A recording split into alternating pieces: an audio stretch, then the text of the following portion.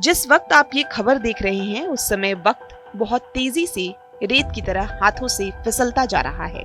हमारे और आपके लिए सब कुछ सामान्य हो सकता है, लेकिन ये खबर जिस महिला के बारे में है उसकी सांसों को रोकने का फरमान आ चुका है। भारत से 3200 किलोमीटर दूर यमन में हूती साम्राज्य की कैद में है निमिषा प्रिया। केरल के पलक्कड़ की रहने वाली नर्स निमिषा प्रिया का नाम पिछले 2 साल से कभी कभी खबरों में आ जाता था, लेकिन अब वो पिछले 24 घंटे से भारत समेत दुनिया भर की सुर्खियों में है, क्योंकि केरल की निमिषा प्रिया के लिए यमन में फांसी की सजा मुकर्रर कर दी गई है। अगर निमिषा और उनके परिवार की ओर से चल रही कोशिशें कामयाब नहीं हुई तो 16 जुलाई 2025 को उन्हें फांसी दे दी जाएगी। निमिषा प्रिया केरल के पलक्कड़ में रहती थी। उन्होंने नर्सिंग का कोर्स करके अपने मजदूर माता पिता को थोड़ी खुशियां देने की उम्मीद में यमन का रुख किया। 2008 में यमन जाकर निमिषा नर्स के तौर पर निजी अस्पतालों में काम करने लगी। उनके पति और नाबालिग बेटी आर्थिक वजहों से 2014 में भारत लौट आए, लेकिन कुछ ही महीने बाद यमन में गृह युद्ध छिड़ गया, इसलिए निमिषा वापस नहीं जा सकी। उधर यमन ने भी हालात को देखते हुए नए वीजा जारी करना बंद कर दिया था। इसके बाद 2015 में निमिषा ने यमन की राजधानी सना में अपना क्लिनिक स्थापित करने का फैसला किया, लेकिन यमन के कानून के मुताबिक कोई भी दुकान या व्यापार बिना स्थानीय शख्स की पार्टनरशिप के शुरू नहीं किया जा सकता। लिहाजा निमिषा ने यमन के एक युवक तलाल आब्दो मेहदी के साथ पार्टनरशिप में क्लिनिक शुरू किया। 2015 में ही तलाल आब्दो को लेकर निमिषा प्रिया अपने घर केरल भी गई थी। वहां 1 महीने की छुट्टी के दौरान तलाल आब्दो ने निमिषा की एक शादी की तस्वीर चुरा ली। परिवार के मुताबिक बाद में उसने तस्वीर में हेरफेर करके दावा किया कि निमिषा ने उससे शादी की है और वो उसकी पत्नी है। निमिषा प्रिया की मां ने अपनी याचिका में कहा था कि क्लिनिक खोलने के कुछ समय बाद तलाल आब्दो मेहदी ने क्लिनिक के मालिकाना हक वाले कागजात में भी हेराफेरी की। वो निमिषा के कमाए हुए सारे पैसे छीन लेता था, ड्रग्स के प्रभाव में आकर मारपीट और हिंसा करता था। इस मामले की शिकायत निमिषा ने पुलिस से की तो तलाल आब्दो के बजाय पुलिस ने निमिषा को ही 6 दिन के लिए जेल में डाल दिया। तलाल आब्दो पर निमिषा का आरोप है कि वो न केवल मारपीट करता था बल्कि उसके सारे पैसे, गहने और पासपोर्ट भी अपने पास जब्त कर रखा था। निमिषा के वकील के मुताबिक जुलाई 2017 में निमिषा ने अपने क्लिनिक के पास स्थित एक जेल के वार्डन के साथ अपना दर्द साझा किया। इसके बाद वार्डन ने उसे सलाह दी कि वो तलाल आब्दो मेहदी को बेहोश करने की कोशिश करे। इसके बाद उससे अपना पासपोर्ट हासिल कर ले। पेशे से नर्स निमिषा प्रिया ने तलाल आब्दो को बेहोशी का इंजेक्शन दिया, लेकिन ड्रग्स की वजह से वो बेहोश नहीं हुआ। लिहाजा निमिषा ने बेहोशी के इंजेक्शन का डोज बढ़ाकर एक बार फिर तलाल आब्दो को बेहोश करने की कोशिश की। दवा के ओवरडोज की वजह से कुछ ही मिनटों में उसकी मौत हो गई। इसके बाद निमिषा ने यमन छोड़ने की कोशिश की, लेकिन उसे एयरपोर्ट के पास गिरफ्तार कर लिया गया। उस पर केस चला।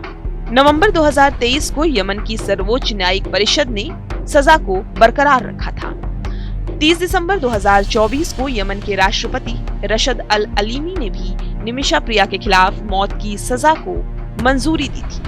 अब हूती प्रशासन को 16 जुलाई 2025 को निमिषा प्रिया को फांसी देने की चिट्ठी जारी हो चुकी है। इस बीच मानवाधिकार कार्यकर्ता सैमुअल जेरोम ने कहा कि अब मृतक तलाल आब्दो का परिवार चाहे तो निमिषा की फांसी माफ हो सकती है। निमिषा को ऑफिशियली इसके बारे में जानकारी दी गई है। अगर तलाल आब्दो का परिवार निमिषा को माफ कर देता है तो पैसे का भुगतान किया जाएगा। बातचीत चल रही थी, लेकिन उन्होंने अभी तक माफी के प्रस्ताव को स्वीकार नहीं किया है। अब सभी कानूनी संभावनाएं बंद हो गई हैं और सिर्फ एक उम्मीद परिवार के माफ करने पर टिकी है। यमन की जेल में बंद निमिषा प्रिया फांसी के वक्त को हर पल करीब आता देख बेचैन होंगी।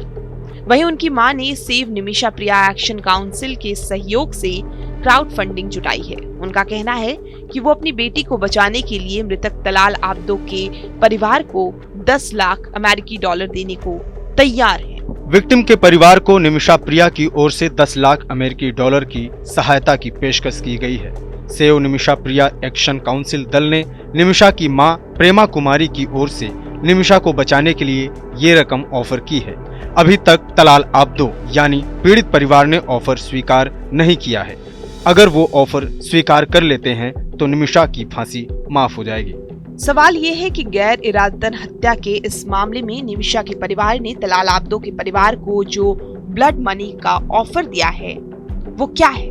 दरअसल ब्लड मनी इस्लामिक देशों या शरिया कानून के तहत माफी का एक प्रावधान है।